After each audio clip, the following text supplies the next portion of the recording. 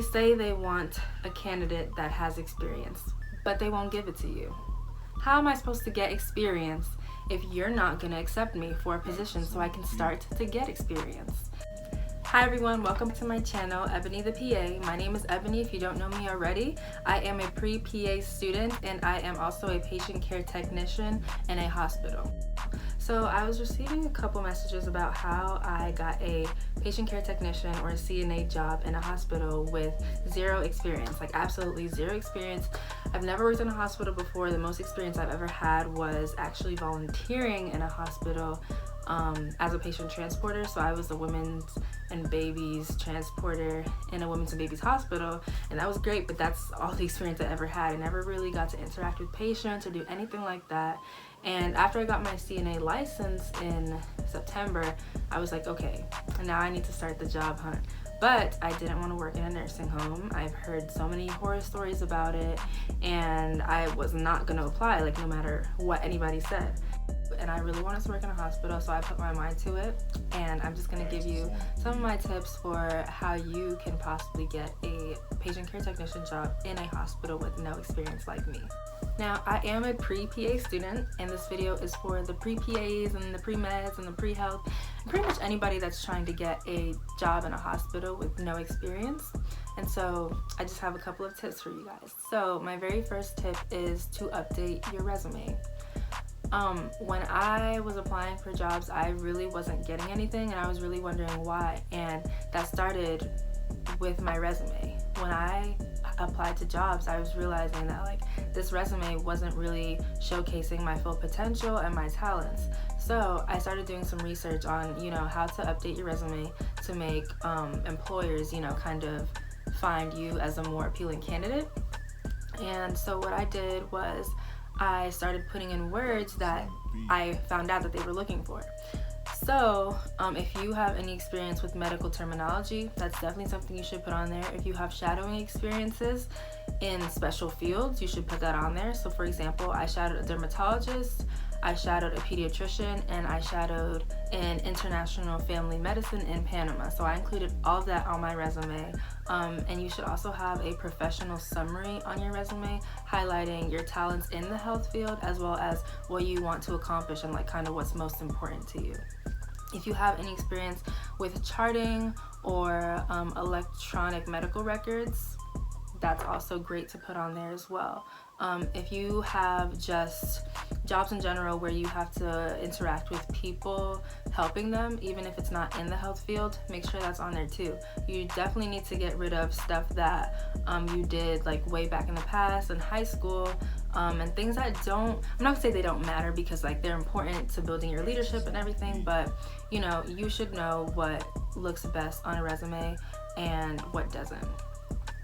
So my second tip is to apply early. I got my CNA license in September of 2018, and as soon as I got my license, I started applying. I graduated from college in May of 2019, and after I applied in September of 2018, I started getting responses back in around like February or March, and that's a pretty large gap if you ask me. That's a lot of waiting time.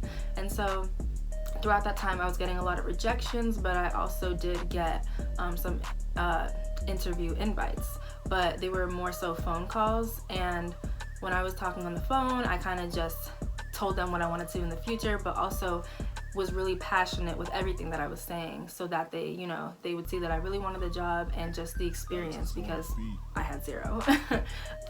My third tip would be to make connections. I was not that great at this because I didn't know anybody that worked in hospitals personally. And if anybody worked in hospitals that I knew, they lived farther from me, like really far, a far enough distance that I did not want to commute to every day for work. So that's something that I really couldn't do that well. But if you're able to do that, I would definitely say to do your best at networking and making connections with people in the hospital, because they can be the first ones to tell you if there's an opening, if they're hiring or anything. And you wouldn't have to just only apply on like online like websites and stuff like that. But for me, I just used websites. I used Indeed and Glassdoor, and I would say Indeed is the one that gave me more results. So that's what worked for me. But if I was able to make connections, then I would definitely say to do that. My fourth tip would be that when you're applying, you put down that you have open availability. You're able to work Sunday through Saturday, 24/7, any point in the day. Now, this doesn't have to be true at all, but when you're applying, put it down. Like, that can get you the interview, and you can always change that during the interview. You already got to the interview, so now you could tell them your real availability. You know what I'm saying? So you don't have to be like saying, yeah, I can only work 3 days of the week and like from this time to this time. Just say you're available all the time. They love to see that, and that will definitely get you an interview. My fifth tip is, after you get to the interview stage, make sure you research the hospital that you're gonna go interview for. So for me, when I got my interview, after the phone call interview that I did, for my in-person interview, I made sure that I researched the hospital beforehand, their mission statement, their values, how many beds they have, how many employees they have, things like that. And I really wasn't expecting this question to come up during the interview because it was kind of conversational. But then she hit me with like okay, so tell me a little bit about what you know about this hospital. And I was ready for it because I had researched the hospital. Like, I was able to recite the mission statement. I was able to tell them how many beds and employees they had. And so she was really impressed by that. And that's just something that I would definitely say to do, because it's going to show them that, okay, like, you're really interested and you're doing your research, and so we should take her or him seriously, you know? My sixth tip would be to be confident, of course, and always come with questions for the person that's interviewing you. So I love asking a lot of questions. I'm always asking questions everywhere I go, but this is just going to make sure that you seem interested in actually getting the job, and that, you know, you want to know more about the company itself.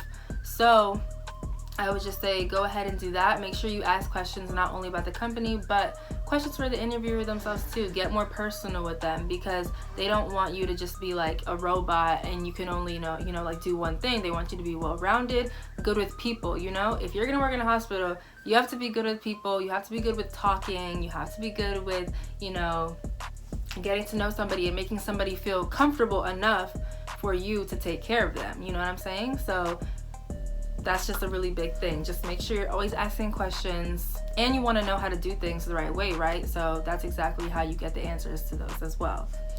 And then my last tip is just something that could be good for usage in any interviewing setting.